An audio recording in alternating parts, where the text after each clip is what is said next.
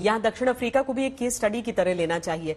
दक्षिण अफ्रीका में 9 नवंबर को ओमिक्रॉन वेरिएंट की पहचान हुई थी। शुरुआती 15 दिन में 400% की तेजी से मामले बढ़े, लेकिन करीब 50 दिन बाद ओमिक्रॉन की लहर पर काबू पा लिया गया। दक्षिण अफ्रीका में दिसंबर के दूसरे हफ्ते तक एक दिन में औसतन 23,000 ओमिक्रॉन के मामले सामने आ रहे थे। इसके बाद ओमिक्रॉन के मामले बहुत तेजी से करीब 30% तक नीचे गिरे। अब एक दिन में औसतन 11,000 से ज्यादा मामले सामने आ रहे हैं। दक्षिण अफ्रीका ने ओमिक्रॉन को रोकने के लिए सबसे पहले मरीज से संपर्क में आने वाले लोगों को ट्रेस करके आइसोलेट किया और ओमिक्रॉन संक्रमण की चेन तोड़ने के लिए कंटेनमेंट जोन में कड़ी पाबंदियां लगाई। इसके साथ ही वहां के प्रशासन ने वैक्सीनेशन को बढ़ाने का काम किया। इससे लोगों में ओमिक्रॉन के खिलाफ प्रतिरोधक क्षमता विकसित हुई।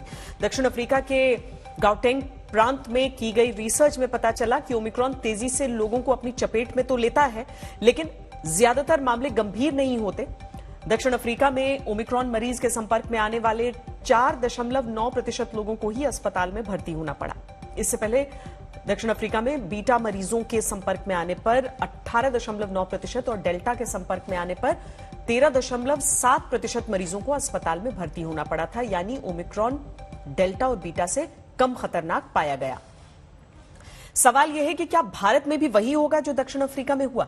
ओमिक्रॉन मरीजों की संख्या से बढ़ रही दहशत के बीच आईआईटी कानपुर के प्रोफेसर ने राहत भरे संकेत दिए हैं। डॉक्टर मणिंद्र अग्रवाल ने अपने गणितीय मॉडल के आधार पर आकलन किया है कि देश में तीसरी लहर का पीक फरवरी में होगा, लेकिन उसके बाद संक्रमण घटने लगेगा। उन्होंने अपने गणितीय मॉडल के आधार पर दक्षिण अफ्रीका से भारत की तुलना करते हुए यह कहा कि हमारे देश में और दक्षिण अफ्रीका में नेचुरल इम्यूनिटी करीब करीब एक जैसी है। इसीलिए संभव है कि दक्षिण अफ्रीका जैसे हालात ही भारत में देखने को मिले और स्थितियां उस तरह खराब न हो जिस तरह दूसरी लहर में हुई थी। ये जो तीसरी वेव के बारे में बात हो रही है ओमिक्रॉन की, इसकी संभावना अपनी अधिकतम स्तर पे पहुंचने की फरवरी के महीने में है और उसके बाद ये तेजी से संख्या कम होने लगेगी।